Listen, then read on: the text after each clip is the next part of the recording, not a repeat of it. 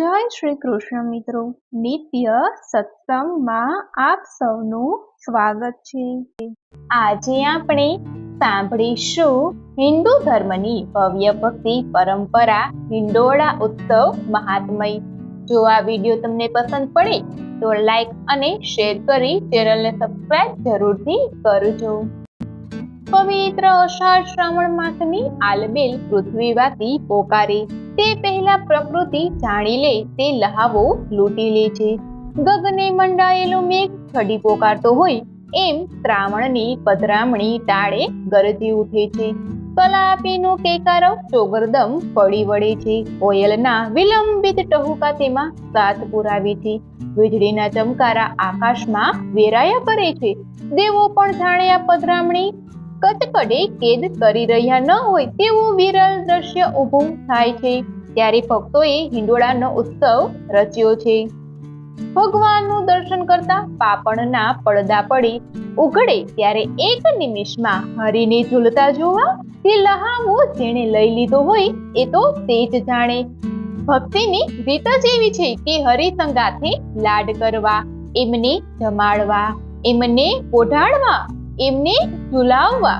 ભક્ત સમજે છે કે હું હરિને ઝુલાવું છું, પરંતુ એની પાછળ રહેલો મર્મ કંઈક એવો છે કે તમે વિરાટનો હિંડોળો ફેરવો તેમાં હું સાથે છું, મને એનું ભાન થયું છે, એનો આનંદ હું લઉં છું, અને ગમે તેટલા મહાન હોવા છતાં મારી ભક્તિના હિંડોળે ઝુલાવવાની ઈચ્છા કરું ત્યારે પ્રભુ તમે અવશ્ય પધારવાના જ છો।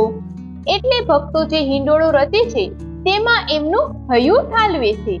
એકવાર ઠાકોરજીને હિંડોળે પધરાવીને પૂજન કરી હાથમાં હિંડોળાની દોરી લઈને ઝુલાવવાનું શરૂ કરીએ ત્યારે બધા સંકલ્પ સમી જઈને મન હૃદય પરમ તૃપ્તિ પામે છે અને દ્રષ્ટિ ઠાકોરજીની સામે એકી તકે જોયા રાખે છે।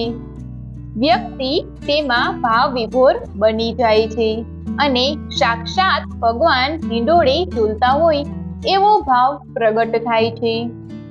હિંડોળા ઉત્સવ અષાઢ વદ બીજથી શ્રાવણ વદ બીજ સુધી ઉજવવામાં આવે છે।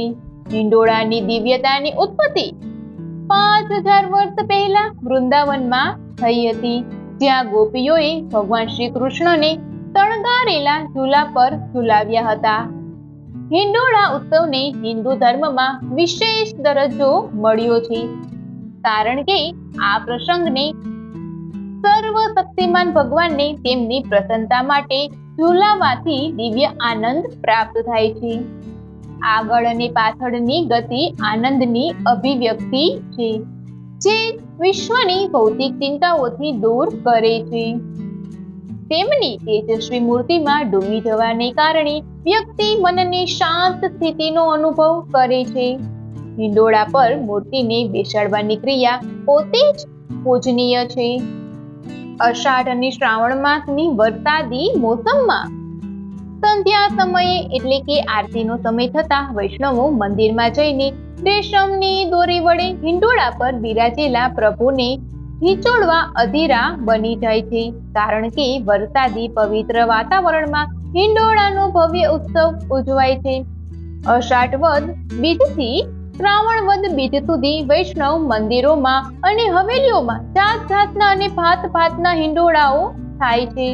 ભક્તો તણગારેલા હિંડોળામાં ઠાકોરજીને પધરાવી સંધ્યાકાળે આરતી બાદ હિંડોળાના પદો ભક્તિભાવપૂર્વક ઝીલે અને ઝીલાવે છે।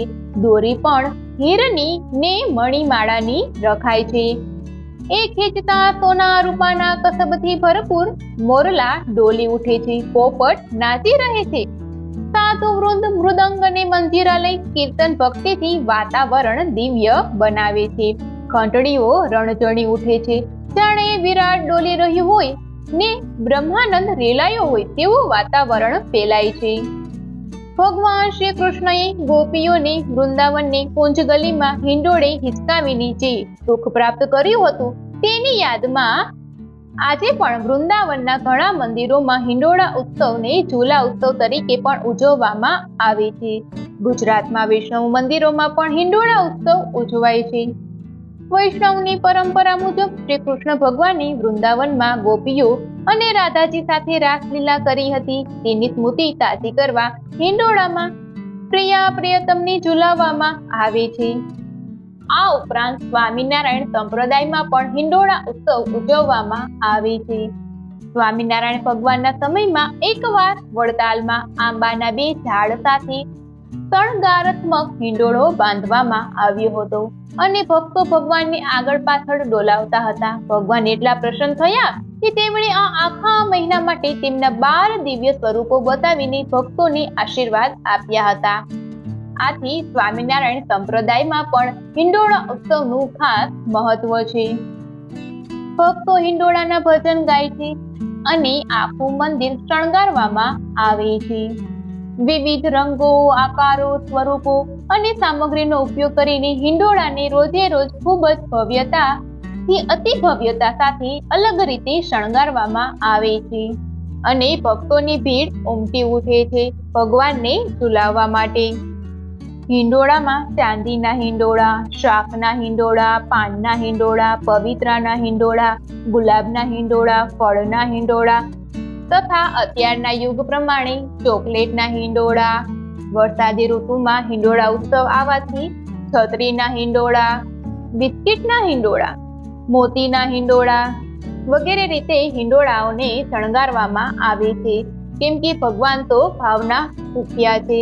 ભગવાનને ભાવથી જે સમર્પિત કરો તેમનો ભગવાન સ્વીકાર કરે છે. હિંડોળા કરવા માટે દિવસો થોડા અને રૂપ ઝાઝા એટલે સંતો, હરિભક્તો અને રસિકજનો હિંડોળાના તાણાવાળામાં દિલ વળી લે છે. દરેક સંપ્રદાયમાં હિંડોળાના ઉત્સવનો સમયગાળો જુદો જુદો હોય છે. વૈષ્ણવ સંપ્રદાયમાં હિંડોળા ઉત્સવ સાથે બીજા ઘણા ઉત્સવો પણ ઉજવવામાં આવે છે. જેમ કે હરિયાળી અમાસ. આ દિવસે ભગવાનને લીલા પિછોડા પહેરાવવામાં આવે છે તથા ભગવાનને ભોગમાં પણ લીલી વસ્તુઓનો જ ભોગ ધરાવવામાં આવે છે. આ ઉપરાંત આખી હવેલીને પણ લીલા પાંદડાથી શણગારવામાં આવે છે. ત્યારબાદ બગીચા સાતમ અને બગીચા નોમનો પણ ઉત્સવ ઉજવવામાં આવે છે. આ દિવસે ભગવાનનો હિંડોળો બગીચામાં રાખવામાં આવે છે. ત્યારબાદ શ્રાવણ સુદ 11ને દિવસે પવિત્રાના હિંડોળા કરવામાં આવે છે. આ દિવસે ભગવાનને પવિત્રા ધરવામાં આવે છે. ત્યારબાદ શ્રાવણ સુદ પૂનમને દિવસે રાખડીના હિંડોળા કરવામાં આવે છે કેમ કે તે દિવસે રક્ષાબંધન હોય છે. તો મિત્રો, આ હતું હિન્દુ ધર્મમાં હિંડોળા ઉત્સવનું મહત્વ તથા હિંડોળા ઉત્સવ દરમિયાન આવતા બીજા ઉત્સવોનું પણ મહત્વ. જો આ માહિતી તમને પસંદ પડી હોય તો વિડીયોને લાઈક અને શેર કરી ચેનલને સબસ્ક્રાઇબ જરૂરથી કરજો. જય શ્રી કૃષ્ણ.